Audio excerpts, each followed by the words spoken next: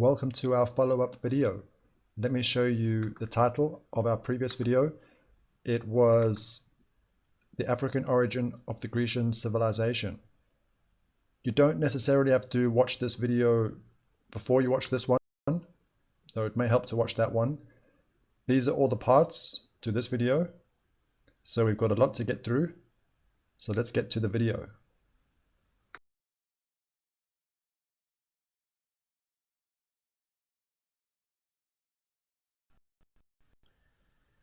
We're going to look at a few comments from our last video, The African Origin of the Grecian Civilization.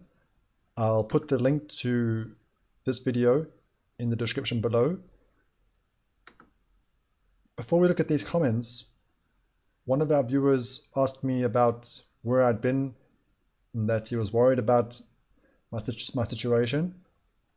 So I did reply to that comment, but I thought maybe that there may have been other viewers that were also worried. So I did fall ill straight after New Year's. I had a bladder infection and an upper respiratory infection. It was a very difficult time because it wasn't just a case of like a physical struggle. It was also like emotional and spiritual. So very difficult. And I was wondering, did I come back too soon with this video? But you know that saying about getting back on the horse. So I wanted to try and get back on the horse and make this video. So that's just the update for why I've been missing in action.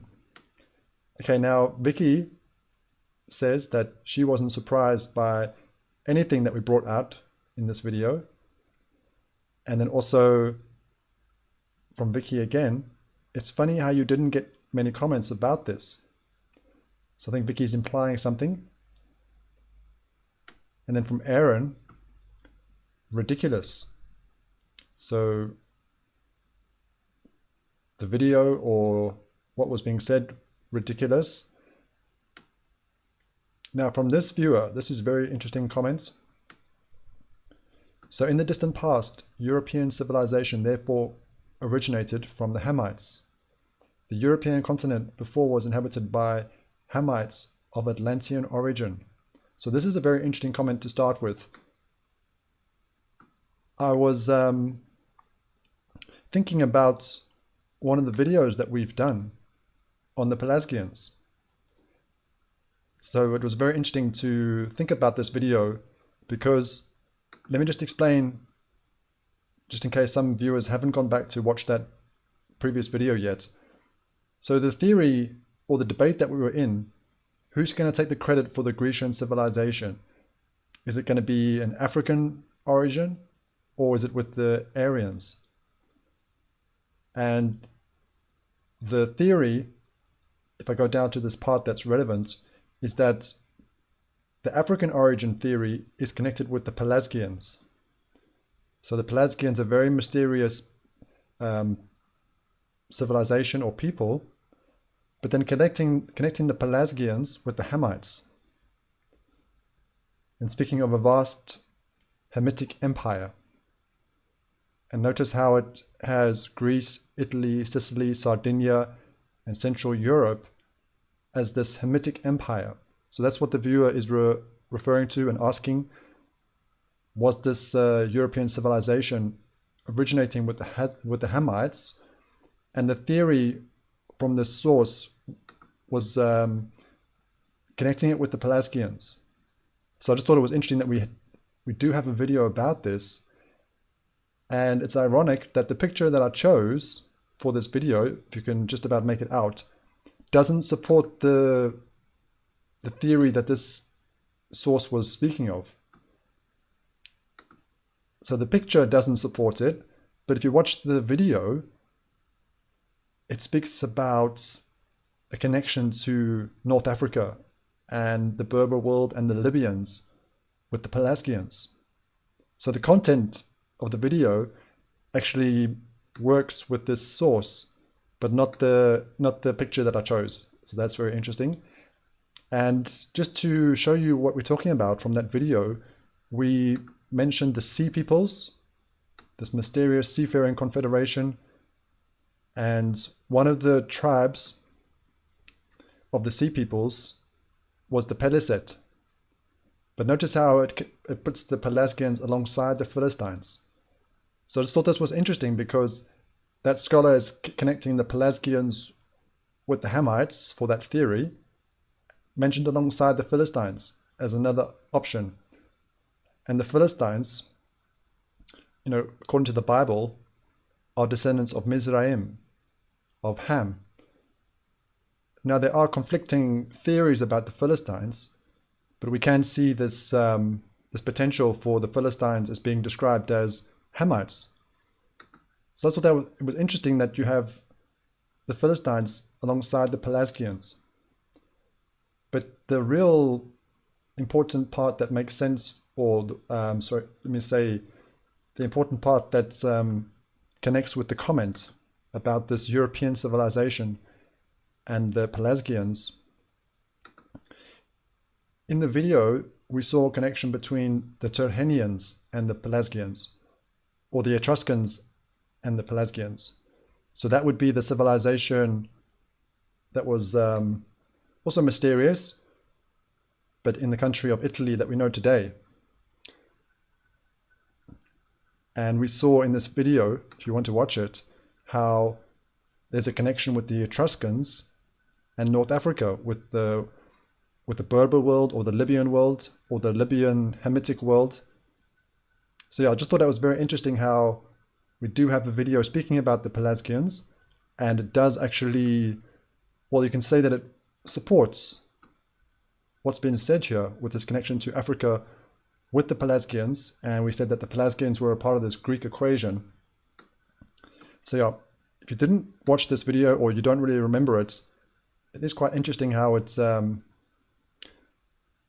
can make sense with what's being said here of a Hamitic empire, which is also connected to the European civilization, or these European countries that we mentioned. And the next comment from the same viewer, very interesting as well. And also the Aryans, are they of Ham or Japheth? If they are Hamites, the theory of Indo-European peoples is false. This is the comment we're going to work and build on. A very, very interesting question and theory or idea. So let's try to build to this. And I want to speak to you about deception. I did say quite a while ago, I can't remember which video it was, that I wanted to show you an example of how you can have honest mistakes, but then you can also have deliberate deception when you're trying to find connections with the Bible and the mythologies. So I want to show you one of those examples.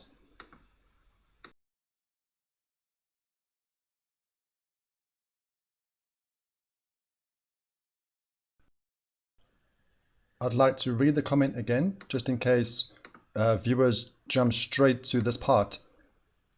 And also the Aryans. Are they of Ham or Japheth?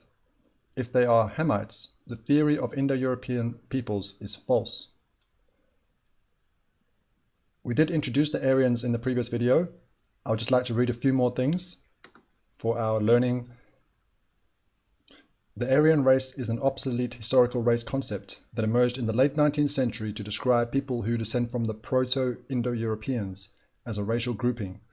And if we jump down to this part, the concept derives from the notion that the original speakers of the Proto-Indo-European language were distinct progenitors of a superior specimen of humankind, and that their descendants up to the present day constitute either a distinctive race or a sub-race of the Caucasian race, alongside the Semitic race and the Hamitic race. I want to read something about the Caucasian race as well, so we know what we're speaking about, so it's clear. In the United States, the root term Caucasian is still in use as a synonym for white or of European, Middle Eastern, or North African ancestry, a usage that has been criticized. So when you're doing things and you're filling in forms and you are European or you are white, then you tick this box that says Caucasian. So just so we know what we're speaking about, if we go to the Bible, we have the three sons of Noah, Shem, Ham, and Japheth. Now we notice how Japheth wasn't mentioned here. It just says the Caucasian race. And then we have the two brothers mentioned here, but Japheth not mentioned. So it's almost like it's implying Japheth by mentioning the other two. So is this a red flag? Something for us to think about? This connection with the Aryans and the Caucasian race. But is it of Japheth? That's what the viewer is speaking about. I don't know if I understand exactly the way the viewer is seeing this. So I'm going to say that something may be false here that we have to try understand or uncover. But we're not going to try to tackle this directly just yet. I want to show you this example of either making honest mistakes or deliberate deception. In the Greek mythology, there's a character called Epaphus. And we see here how it links Epaphus with Japheth, one of the sons of Noah. Now this is very important for if you want to say for the Aryans, to make this connection with Japheth and Epaphus. So let me try to show you why that is. So we see one of the sons of Epaphus is Prometheus. And we're just going to try to learn a few basics about Prometheus. Okay, so it says the god of forethought, fire, and crafty counsel. So Prometheus is credited for stealing the fire from the Olympian gods and then giving it to mankind. So being like a champion for mankind. And fire is going to be symbolic for these different things like civilization, knowledge, technology. So we see how this would then connect with the Aryans, where seeing themselves as superior, giving knowledge and enlightenment or civilization to mankind, it's going to be important to be connected to Prometheus in this mythology and in this debate that we're in.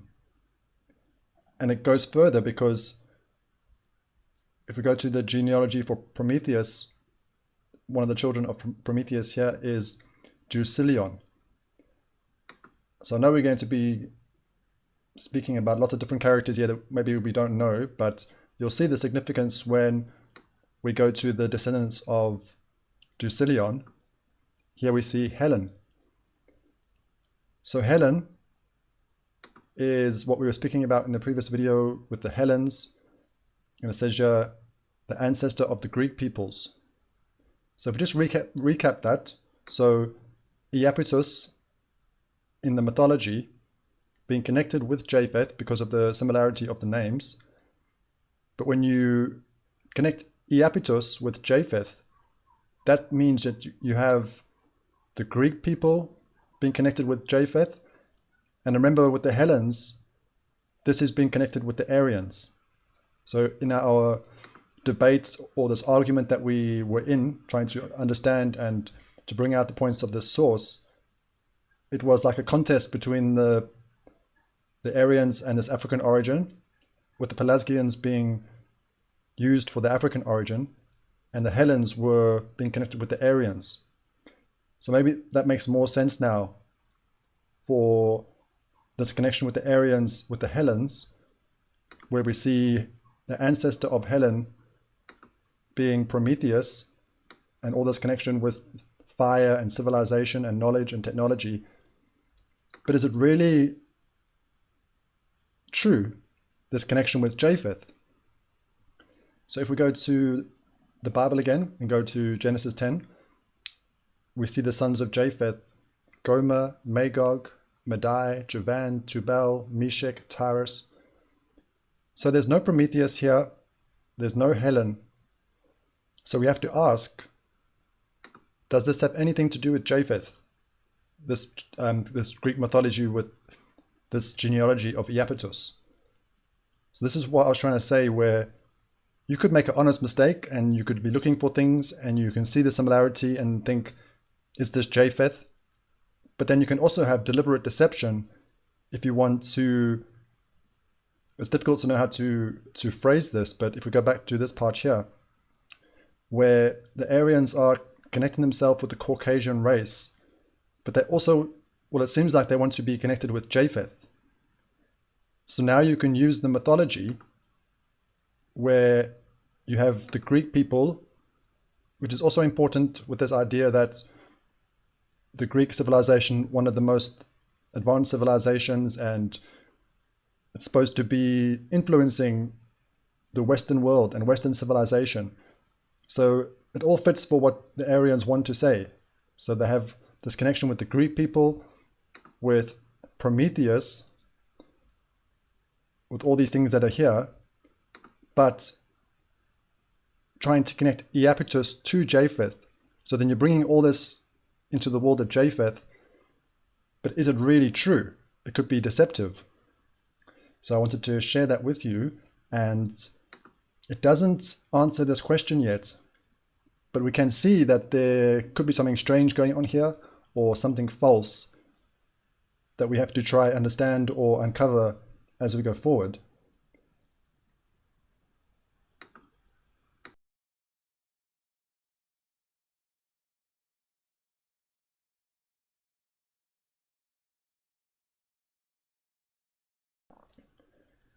I'd like to think about this part again, where it says that it's like a heresy to suggest this or to speak about this.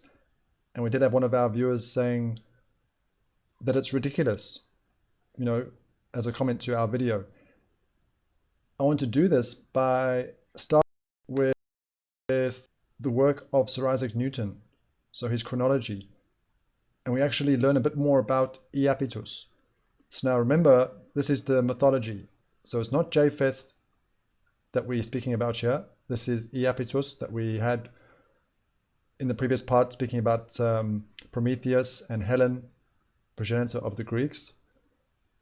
But here, according to this work, Epaphus, who after death was deified in Africa by the name of Neptune and called Typhon by the Egyptians.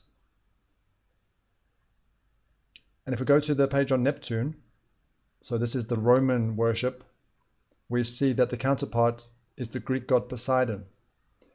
So we see how it becomes, I would say, more unlikely that you can connect Epaphus with Japheth. Because if this is correct, then you would have to say that Poseidon is the same as Japheth. And it just seems like it's going further and further away from Japheth. So I want to just recap a few things that we've learned about Poseidon to show that, and then also to see, is it really heretical, like a heresy, to look into this. We're gonna go to the page on the Berber religion, and Herodotus, who was a Greek historian, saying that Poseidon was first worshipped by the Libyans, and that the Greeks learning the worship of Poseidon from the Libyans. And it also speaks about Athena. So these are the deities of the Greek pantheon, Poseidon and Athena, that Athena may have also been of Libyan origin. So this is very interesting if we think about some of these legends that come down to us from the mythology. If we think about Athens as one of the most famous Greek city-states, we have a contest between Poseidon and Athena. Who's going to be patron of this city? And we can see the similarities of the name of Athena with Athens. So we know Athena won the contest. But if we think about that, if it's true what we learned from Herodotus, you could have two Libyan deities fighting to be patron of the Greek city-state Athens. So it's like difficult to know how to present this or what to say, but how do we deny this influence of North Africa that we're seeing when we study this?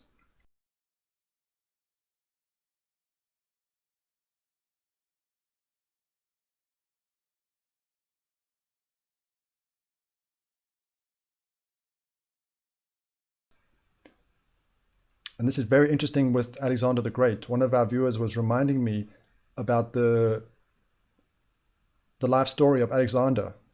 So we have Alexander the Great, the Macedonian or the Greek. There's that debate, is he Macedonian, is he Greek? But the Greeks choose Alexander to lead this campaign to conquer the Persians, the Persian Empire. So if we think about the story of Alexander, it might give us clarity to what we've been speaking about and what's going on here. So Alexander claimed to be a descendant of Zeus, so the Greek god Zeus, through Hercules. So he's claiming to be descended from a god. But now, if we use the map, in his conquests and his life story, he comes to Egypt.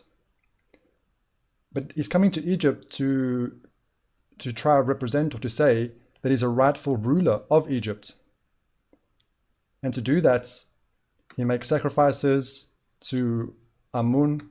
He is declared to be the son of Amun. So Amun or Amun-Ra. So worshipped in Libya and also Egypt. But it says here it came to be identified with Zeus in Greece and Jupiter in Rome. So if we just try to think about this, Alexander is coming to Egypt to say, I have the same blood or I have the same DNA as the pharaohs, so that he's not really a foreigner. He can claim that he is a rightful ruler of this region, and he was accepted as a liberator. So doesn't that kind of bring it full circle? Let's try, if we think about some of the things we spoke about in our previous video, to see how it actually can make sense, what we're actually seeing with the historical record.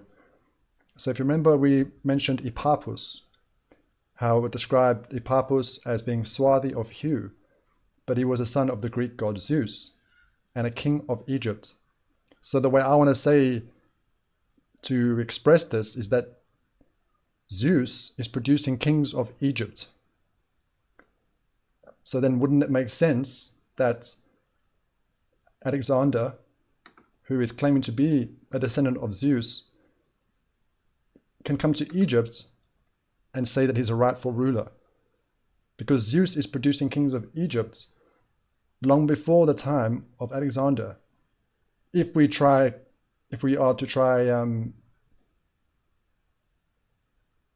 that there is like a historic truth to the mythology, that there really was a king of Egypt called Epaphus. So we also have to remember that we are looking at the mythology, but is it really myths and legends? Is there truth to it? I want to go back to really make sure we bring this point out, that remember how we speaking about Epaphus from the mythology and Japheth from the Bible. If we use the source of Sir Isaac Newton and follow these connections with Epaphus to Neptune to Poseidon, and if that's correct, that's bringing us to North Africa. So remember what Herodotus was saying, that Poseidon first worshipped in Libya, so being a Libyan deity. So we can see that the details don't match up. When we study Epaphus and go into more detail, it's actually bringing us to North Africa. Whereas with biblical scholarship, Japheth is strongly connected with Europe. So the details don't seem to match up.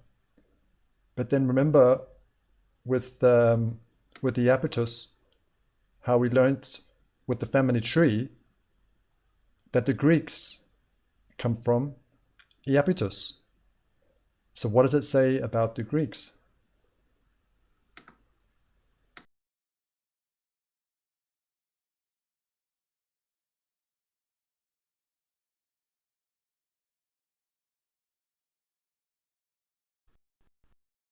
To start our reflection on our previous video, I would like to mention this comment from Yoruba Akobi, a personal story of visiting Crete and having the appearance. So Yoruba Okobi having sub-Saharan African appearance, and then it says that the tour guide speaking about the Minoans, that they looked more like you. So very interesting. Thank you for sharing this with us. I'll scroll down so if viewers would like to read the whole comment, they can see it. So I just want to speak about the Minoan civilization. We used a fresco similar to this one. This one's blown up so we can see a bit more clearly. But there are other frescoes with a different appearance, we could say. So what is the fair way to analyze this or consider this? So I was thinking about the idea of a melting pot, and I came across this website speaking about the Minoans and Crete. And it says here, Crete was a melting pot of diverse groups, even before the Mycenaean arrival. And I would also like to read this part here, where it says, its rich history, so Crete, is dotted with tales of the Minoans, Europe's first advanced civilization. So is this why there's like a pushback or a defense? Because if this civilization is being described as Europe's first advanced civilization, you can understand why there's going to be a defense or a pushback when scholars are saying that there could be an African origin. So I think that actually makes sense, and we can try to understand what's happening here, because Europeans are not going to want to say that, or to maybe even hear that, with the viewers, one of our viewers saying, no, this is ridiculous. But I would like to show you visually what we were speaking about in the previous video with the family tree. This is the Argive family tree. So the Argives, or the Greeks, the Achaeans, all these different terms we were learning about, the way to speak about the Greeks collectively. So this is the page for Epaphus being described as swarthy of hue in our previous video. And we notice here on this family tree, we have Minos, the king of Crete. And it stems back to Epaphus. And on the other side of the family tree, we have Danaus. And we saw that Danaus was being connected with the Achaeans, with the Greeks, the Mycenaean world. But the origin, we saw that he was king of Lybia. And we actually do have a character in the mythology called Lybia. So this is a maternal connection that we're following here with Epaphus. So the daughter of Epaphus, Lybia, and here we have Poseidon, and we've learned more about Poseidon, that Poseidon could have been a Libyan deity. And here we actually have a consort of Poseidon, Lybia. So that's what the scholar was saying about what is the Greek mythology saying. Because if we go to the top, it says in Greek mythology. So this is what's coming down to us from, if you want to say, the Greeks, or they're bringing this mythology down to us. But what does it say about Zeus, where his son Epaphus is being described as the ancestor of the dark Libyans, the high-souled Ethiopians, and the underground folk and feeble pygmies?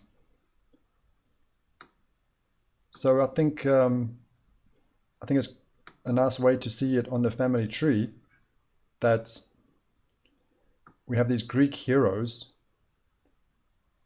but is it actually, if we say, an African family tree or a royal line, which is actually an African royal family?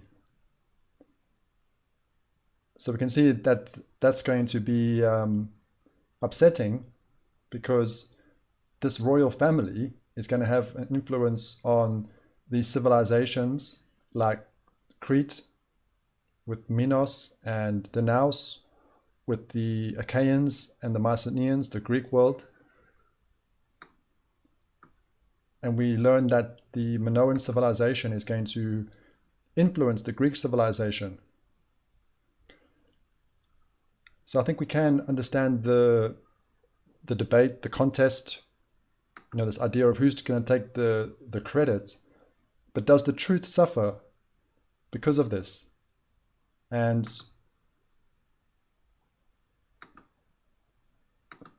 why can't we just say, or why can't we look what's in front of us, see what it's saying, and then try to come to a fair conclusion and try have answers or a picture that makes sense and rings true. And we have to be careful that we don't get drawn into this this debate and this contest where it seems like it has to be like one or the other. You either have to be on this side or you have to be on the other side. So yeah, I think that's going to be the first part. And there's a few other things I'd like to mention as well about what we mentioned in the previous video.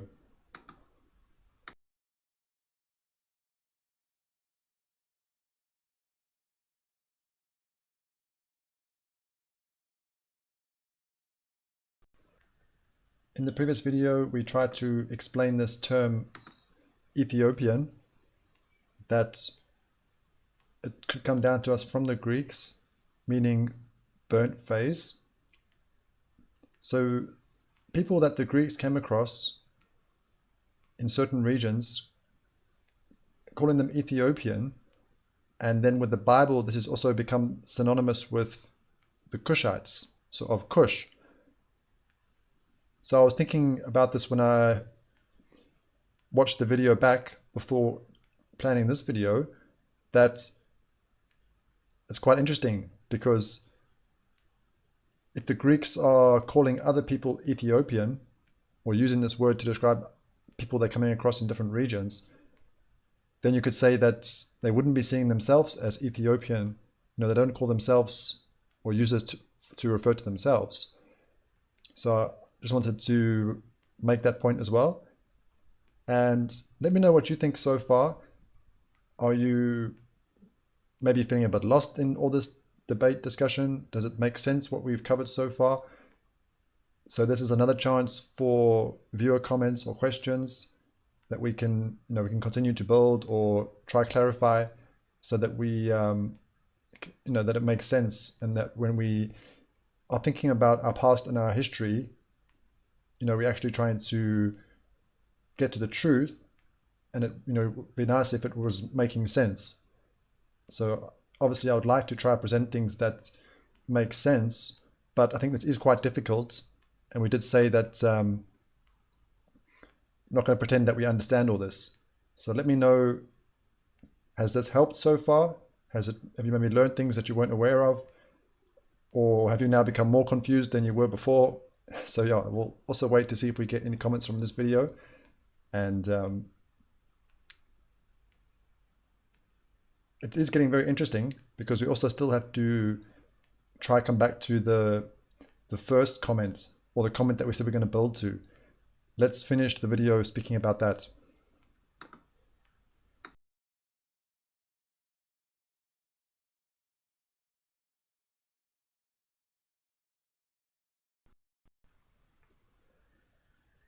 This was the comment I was referring to about the Arens, were they of Ham or Japheth? I think we've already started to think about this in this video. I think we've already revealed a few interesting things, but to really get into this one, I think it's going to need its own video.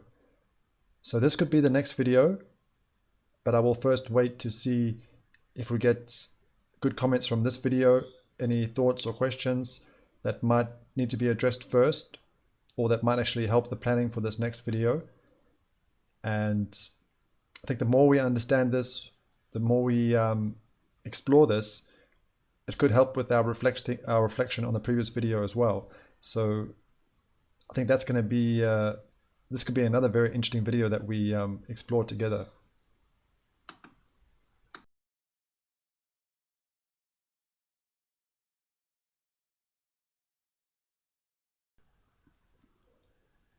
Let's finish by reading this Bible verse from 1 Samuel. But the Lord said unto Samuel, Look not on his countenance, or on the height of his stature, because I have refused him.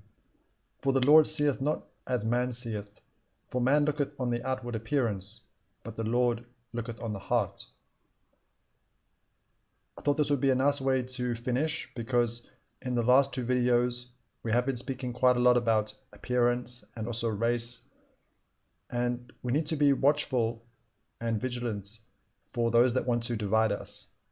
I think that's something that we need to be careful with, that these topics are interesting and we could even say they are important, but not if it leads to us to be set against each other or to become divided. Thank you for watching this video, and also thank you to those that liked the video, and I look forward to seeing if there's any comments or reaction to this one, and hopefully we'll get a chance to make another video. So take care, and we'll see you soon.